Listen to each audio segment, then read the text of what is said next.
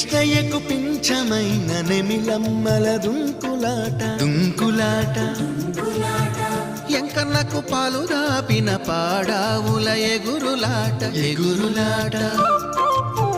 రామునికి సాయం చేసిన ఉడుత పిల్లల ఉరుకులాట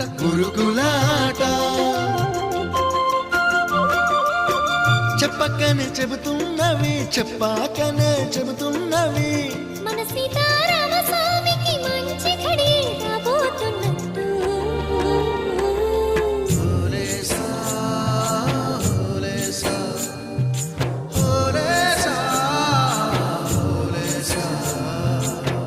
ఏటయింది గోదారమ్మ